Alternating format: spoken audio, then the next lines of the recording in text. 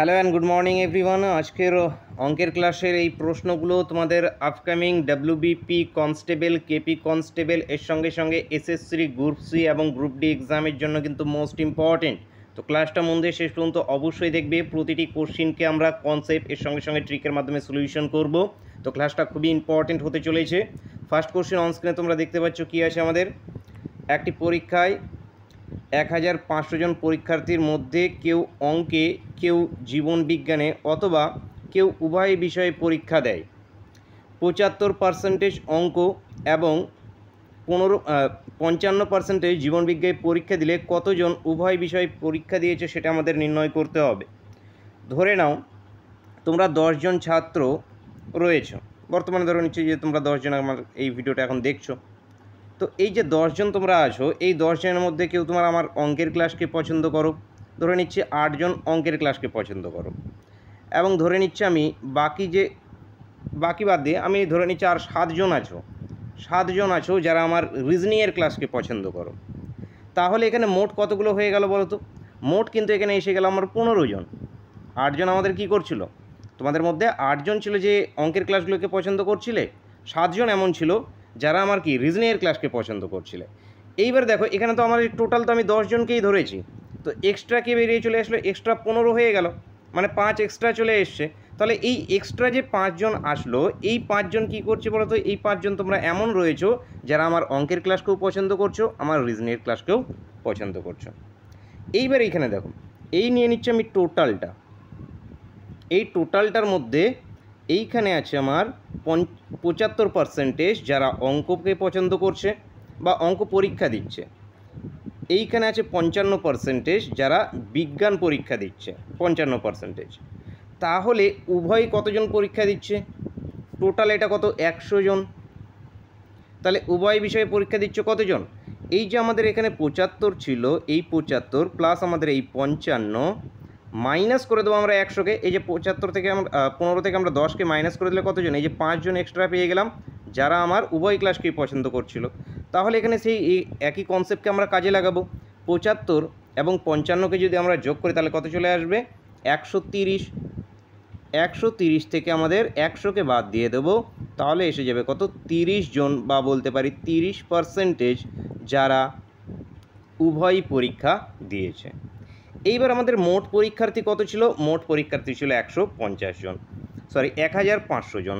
তাহলে আমাদের 1500 জনের মধ্যে 30% উভয় পরীক্ষা দিয়েছে। তো এর 30%কে নির্ণয় করা আমাদের কাছে ইজি ব্যাপার। 30/100 করে দাও, 0-র সঙ্গে 0 কাটো, 3×15 কত? 45, মানে 450। 450 এখান থেকে উত্তর আমাদের অপশান এ এখান থেকে কারেক্ট অ্যান্সার। নেক্সট কোশ্চেন দেখো, এক ব্যক্তি 100 কিমি পথ 10 ঘন্টায় অতিক্রম করে। কিছু অংশ 7 কিলোমিটার/ঘন্টা বেগে হেঁটে যাচ্ছে, বাকি অংশ 12 কিলোমিটার/ঘন্টা বেগে দৌড়ে যাচ্ছে। কত কিমি পথ তিনি হেঁটে গিয়েছিলেন সেটা আমাদের নির্ণয় করতে হবে। তাহলে এখানে এই যে ব্যক্তিটি আছে 100 কিলোমিটার পথ যেটা আছে 10 ঘন্টায় অতিক্রম করছে, টোটাল যে ডিস্টেন্সটা আছে সেই টোটাল ডিস্টেন্সটা অতিক্রম করছে কতক্ষণের সময়ে? 10 ঘন্টায়। তাহলে টোটাল ডিস্টেন্সটাতে স্পিড, টোটাল যে ডিস্টেন্সটা সেই ডিস্টেন্সটাতে আমাদের এভারেজ স্পিড তার কত থাকছে? এভারেজ স্পিড এএস নাম দিচ্ছি। এভারেজ স্পিড আমাদের total distance by total time, মানে 10। এটা ইজিকাস টু কত? 10 কিলোমিটার/ঘন্টা, এটা তার এভারেজ স্পিড থাকছে। ঠিক আছে। এইবার দেখো কিছু অংশ, তার মধ্যে ফার্স্ট যে অংশটা ছিল, এই যে প্রথম যে অংশটা ছিল সেই অংশটা সে 7 কিলোমিটার/ঘন্টা বেগে গিয়েছে। দ্বিতীয় যে অংশটা ছিল, সেকেন্ড যে অংশটা ছিল, সেটা 10 কিলোমিটার/ঘন্টা গতিবেগে গিয়েছে। এইখানে আমরা মিক্সচার এবং অ্যালিগেশনকে অ্যাপ্লাই করছি। দেখো তার মিন, 10 না, এটা 12 কিলোমিটার/ঘন্টা বেগে তার মিন যেটা বেরিয়ে চলে আসবে, এটা কত হবে আমাদের? 10 এভারেজ স্পিড, গড় যে গতিবেগ, সেই মিনটা চলে আসবে এইখানে। এইবার এই যে বড়টার থেকে আমরা ছোটোটা বিয়োগ করবো, এটা এসে যাবে 2। এইটার সঙ্গে আমরা এটাকে বিয়োগ করবো, এটা এসে যাবে 3। এটা হলো কি? এটা হয়ে গেল তার টাইমের অনুপাত, তার যে সময় প্রথম যে ডিস্টেন্সটা অতিক্রম করছে, বা প্রথম যে 7 কিলোমিটার/ঘন্টা বেগে যাচ্ছে, এই 7 কিলোমিটার/ঘন্টা বেগে যেতে এখানে তার সময় লাগছে কত 2 ঘন্টা বা 2 ইউনিট বলতে পারি, এবং দ্বিতীয় ক্ষেত্রে সময় লাগছে তার কত 3 ঘন্টা বা 3 ইউনিট। এটা টাইমের অনুপাত প্রথম ক্ষেত্রে এবং দ্বিতীয় ক্ষেত্রে। ঠিক আছে, এইবার টোটাল টাইমটা কত? টোটাল টাইমটা এভারেজ, এই যে টোটাল এটা এভারেজ স্পিড, টোটাল টাইমটা কত? এটা এই যে 10, এই 10টা কিন্তু নয়, এই 10 ভুল করবে না যে এই 10টার সঙ্গে ভুলে, এটা হয়ে গেলে এভারেজ স্পিড, এটা স্পিডে। এই যে টোটাল টাইমটা কত? টোটাল টাইম তার 10 ঘন্টা।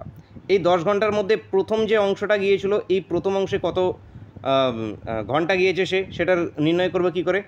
টোটাল ছিল 10 ঘন্টা, প্রথম অংশের ইউনিট কত? 2, তার মানে 2 দুটোই যোগ করে দেবো 5, তার মানে এটা চলে আসবে কত? 2 মানে 4 ঘন্টা। মানে এই যে 7 কিলোমিটার পার ঘন্টা গতিবেগে সে যাচ্ছিল, এই 7 কিলোমিটার পার ঘন্টা গতিবেগে প্রতি ঘন্টায় সে এখানে কত 4 কিলোমিটার করে যাচ্ছিল, 4 ঘন্টা পর্যন্ত গিয়েছিল সে। তাহলে 4 ঘন্টা এখানে সে কত কিলোমিটার চলে যাবে? কীভাবে বের করবে? জাস্ট এই দুটো গুণ করে দাও, কারণ এখানে ডিস্টেন্সটা কত হবে আমাদের, কারণ হেঁটে যাওয়ার পথটা আমাদের নির্ণয় করতে বলেছে। এই যে হেঁটে সে কতখানি গিয়েছিল, হেঁটে যাওয়ার ক্ষেত্রে আমাদের ডিস্টেন্সটা হয়ে যাবে তার স্পিড ইন্টু টাইম। তো হেঁটে যাওয়ার টাইমে তার স্পিডটা কত ছিল? 7 কিলোমিটার পার ঘন্টা তার স্পিড ছিল। টাইমটা কত লেগেছে? কত টাইম সে হেঁটেছে? 4 ঘন্টা ধরে সে হেঁটেছে। তাহলে 4 ঘন্টা যদি সে হাঁটে, তাহলে 4 গুণ করে দাও, তাহলে 4 7 28, 28 এখান থেকে উত্তর। বুঝেছো? একদম ভেঙে ভেঙে বোঝাচ্ছে, দেখো। তো অ্যান্সার হয়ে যাবে অপশান ডি, অপশান ডি এখান থেকে কারেক্ট অ্যান্সার। নেক্সট কোশ্চেন দেখো, সুদের হার 5% বৃদ্ধি পেলে 1000 টাকা কত বছরে সরল সুদ 80 টাকা বৃদ্ধি পাবে আমাদের নির্ণয় করতে হবে। তো এখানে ট্রিকের মাধ্যমে যাওয়ার আগে কনসেপ্টকে ক্লিয়ার করো। কনসেপ্ট ক্লিয়ার হবে। অঙ্কের ক্ষেত্রে ট্রিকের থেকেও কিন্তু কনসেপ্টটা ইম্পর্টেন্ট। প্রত্যেকটা অঙ্কের কনসেপ্ট ক্লিয়ার থাকলে ট্রিক, কারণ অনেক ট্রিক আছে, ট্রিক কিন্তু এক্সাম হলে গুলিয়ে যাবে, সেজন্য কনসেপ্টকে ক্লিয়ার রাখবে। দেখো, সুদের হার 5% বৃদ্ধি পেয়েছে। তো প্রথমে আমাদের কিছু একটা সুদ ছিল, সেই সুদকে আমি আই নাম দিচ্ছি, আইকে আমরা সুদ বলি, সুদ ছিল। তাহলে I is equals to P, প্রিন্সিপালটা কত? 1000 টাকা। আই ইজ ইকালস টু আমাদের কী হয়? আই ইজ ইকালস টু হয়, মাথায় রাখবে, P R T by 100। I মানে সুদ, সুদ is equals to P for principal, R for rate of interest, T for time, মাথায় রাখবে। তাহলে প্রিন্সিপাল কত? 1000 টাকা। রেট অফ ইন্টারেস্ট এটাই আমাদের নির্ণয় করতে হবে, তো আর, কারণ এখানে কি দ্বিতীয় এই যে 5% এটা কিন্তু বৃদ্ধি পেয়েছে, এটা কিন্তু 5% না, পরবর্তীতে এটা 5% বৃদ্ধি হয়েছে। প্রথম ক্ষেত্রে তার রেট অফ ইন্টারেস্ট ধরে নিচ্ছে আর আছে। টাইমটা কত? এই যেখানে কত বছর, তাহলে কত বছর আমাদের টাইমটাও বের করতে হবে, টি 80 ডিভাইড বাই কত আমাদের 100, জিরোর সঙ্গে যদি কাটলে আমাদের কত আসবে? 10 আর টি। সুদটা আসলো কত? 10 আর টি। দ্বিতীয় কন্ডিশনে কি হবে আমাদের? দ্বিতীয় কন্ডিশনে বলেছে যে সুদের হার 5% বৃদ্ধি পায়, তাহলে সুদ আমাদের 80 টাকা বৃদ্ধি পেয়ে যায়। মানে দ্বিতীয় ক্ষেত্রে এই যে সুদ, প্রথম ক্ষেত্রে সুদ ছিল তার 10 আর টি, দ্বিতীয় ক্ষেত্রে তার এই যে 10 আর টি, এই সুদটা থাকছেই, প্লাস আরও কত হয়ে যাচ্ছে? 80 টাকা তার বৃদ্ধি হয়ে যাচ্ছে। তাহলে এই যে সুদ, এবার দ্বিতীয় ক্ষেত্রে এটা হয়ে গেল সুদ is equals to P, P এখানেও সেই 1000 টাকা। রেট অফ ইন্টারেস্টটা কী হবে? রেট অফ ইন্টারেস্টটা 5% তার বৃদ্ধি পাবে, তার মানে আর প্লাস 5। টাইমটা কী হবে? টাইমটা কোনো পরিবর্তন হচ্ছে না, টাইমটা সেম থাকছে। তাহলে এখানে ডিভাইড বাই কত? 100। এই জিরোর সঙ্গে এই জিরো কাটো এখান থেকে, এটা সলভ করার কোনো দরকারই নেই। এখানে 10 আর টি প্লাস 80 লিখে রাখুন, এটা ইজ ইকালস টু 10 দিয়ে এখানে ডাইরেক্ট গুণ করে দিচ্ছি। এইদিকে 10 আর টি প্লাস হবে আমাদের 50 টি, এইদিকের আর টি এইদিকের আর টি কেটে গেল, তাহলে কি পড়ে থাকলো আমাদের? 50 টি ইকুয়াল টু 80। এই জিরোর সঙ্গে এই জিরো কাটলো, টি ইজ ইকালস টু কত বেরিয়ে চলে আসলো আমাদের? 8/5, 8/5, এটা ইজ ইকালস টু আমি বলতে পারি কত? 1/3/5। তাহলে সময়টা কত? 1/3/5। তো উত্তরটা হয়ে যাবে আমাদের অপশান এ, অপশান এ এখান থেকে আমাদের কারেক্ট অ্যান্সার। নেক্সট কোশ্চেন দেখো, এ একটি কাজ 4 ঘন্টায় করতে পারে, বি ও সি ওই কাজ 3 ঘন্টায় করতে পারে।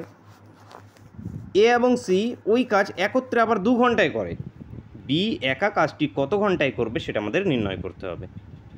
তাহলে এই যে এ 4 ঘন্টায় করছে, বি প্লাস সি একত্রে করছে 3 ঘন্টায়, এ প্লাস সি এরা আবার একত্রে করছে 2 ঘন্টায়।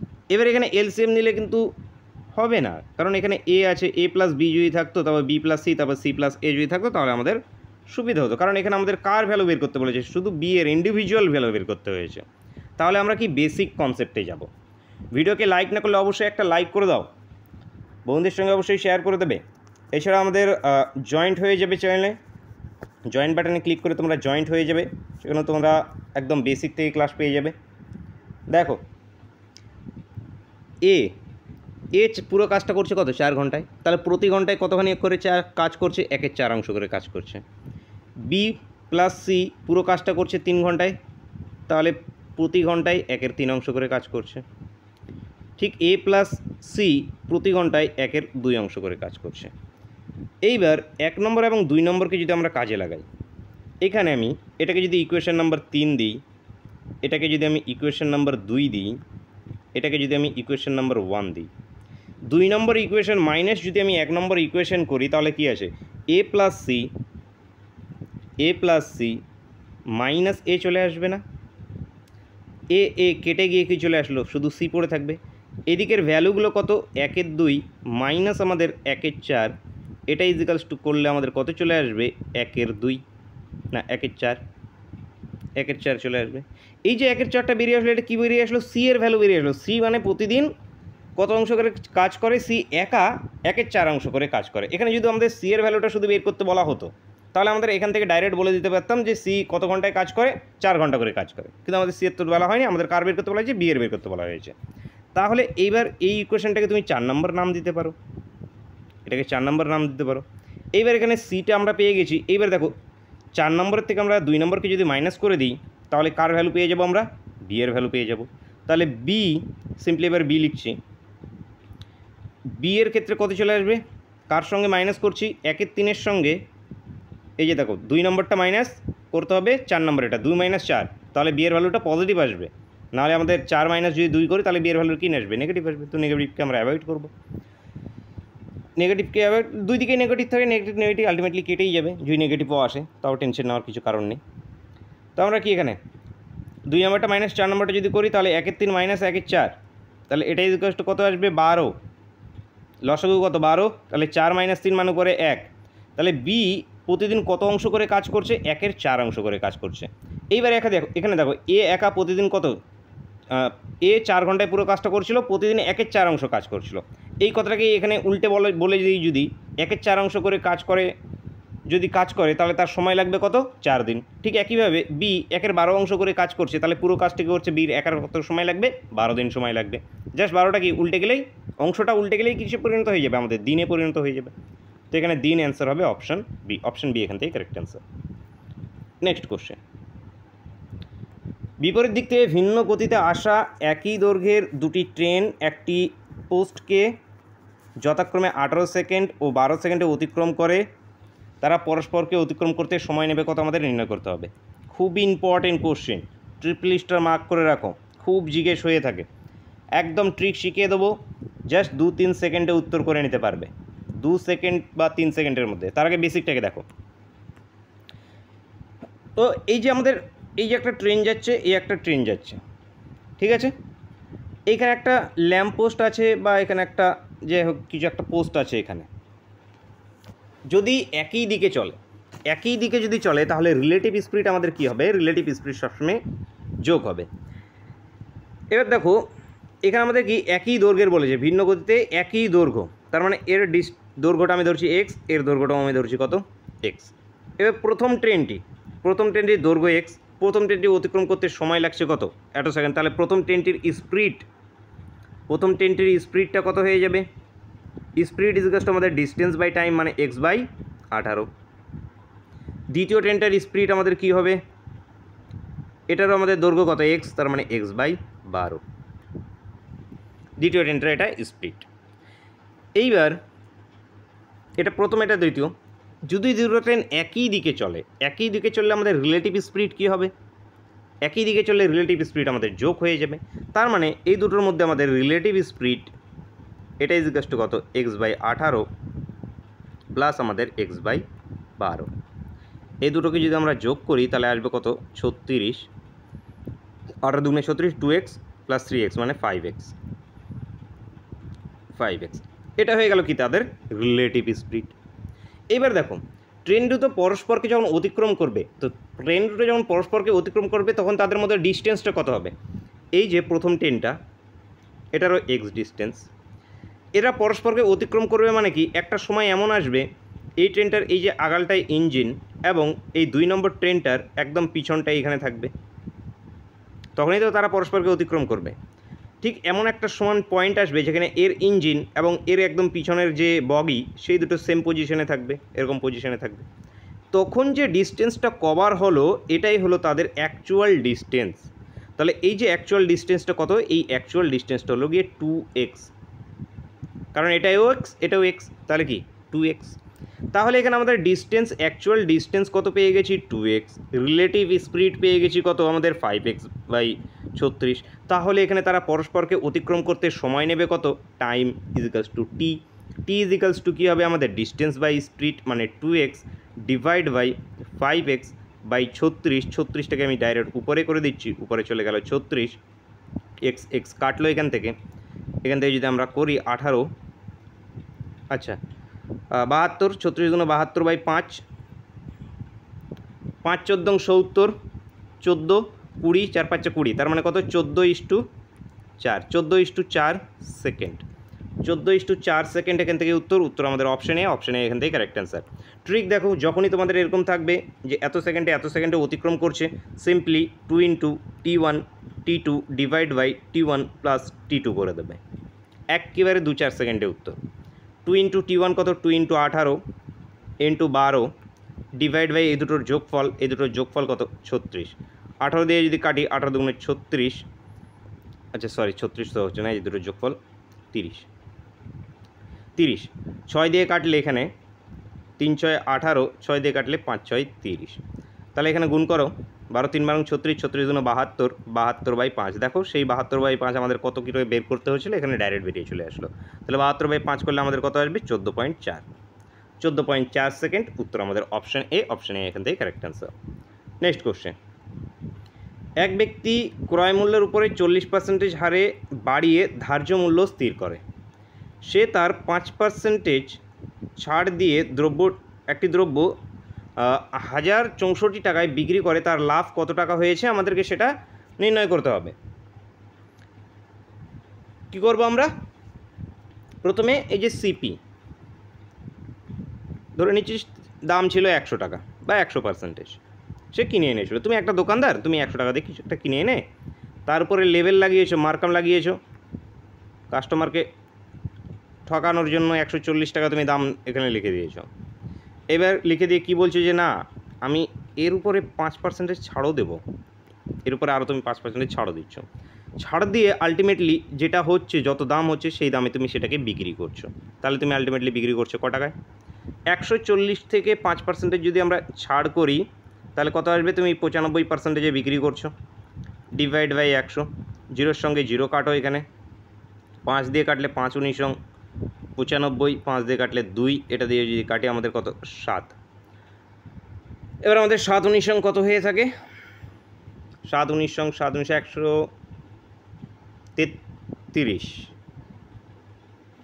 7 × 19 7 লং 63, 133 হবে। এই যে 7 লং 63, 3 হাতে 6, 7 × 7 8 9 10 11 12 13, 133 টাকায় তুমি বিক্রি করছো। তাহলে এবার তোমাদের 133 টাকায় তুমি ধরে নিচ্ছ বিক্রি করছো, তাহলে এখানে তোমার যে লাভ কত হয়ে গেল? 33% তোমার এখানে লাভ হয়ে গেল। দেখো 100 টাকায় কিনে 133 টাকায় তুমি বিক্রি করছো, 33% লাভ। তো আমাদের তো এগুলো চাওয়া হয়নি, আমাদের বলে দেওয়া হয়েছিল যে দ্রব্যটি 1000 এত টাকায় বিক্রি হচ্ছে, মানে এই 133 টাকাটা কার সঙ্গে সমান? 1064-র সঙ্গে সমান।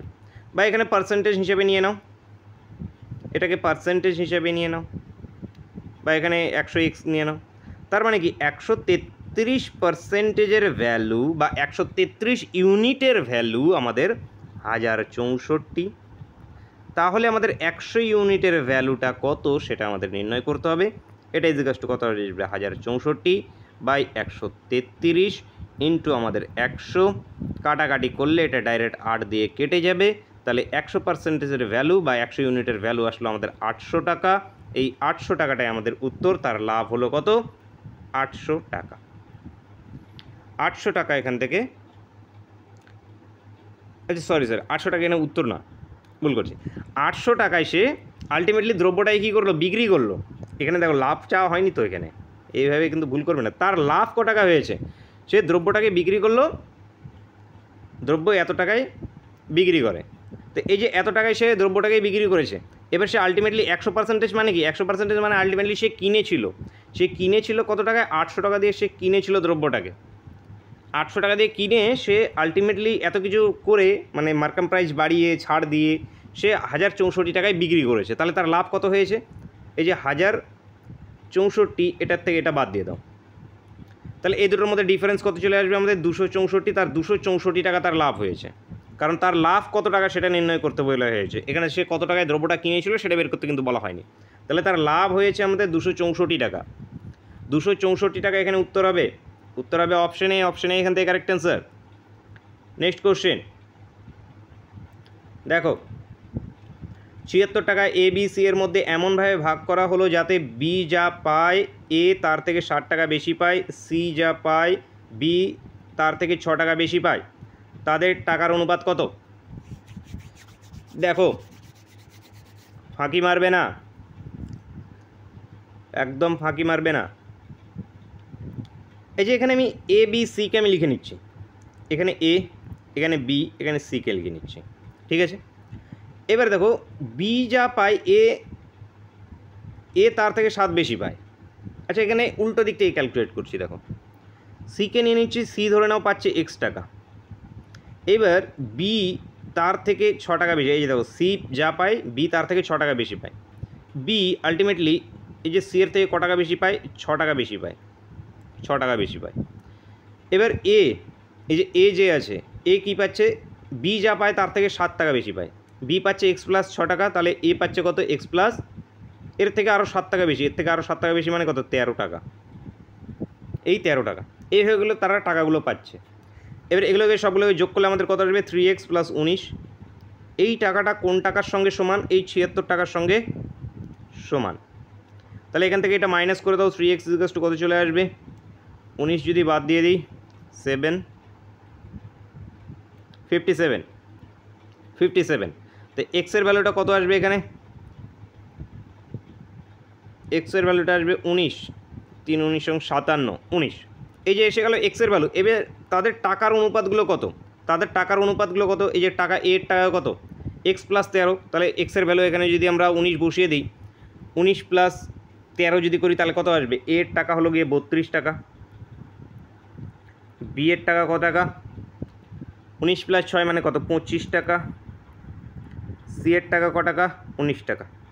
এটাই হলো কি তাদের অনুপাত। এই যে টাকার অনুপাত বের করতে বলা হয়েছিল। তাহলে 32:25:19, অপশন বি এখান থেকে কারেক্ট অ্যান্সার। নেক্সট কোশ্চেন, এ 7000 টাকা দিয়ে একটি ব্যবসা শুরু করছে, অংশীদারি ব্যবসার প্রশ্ন।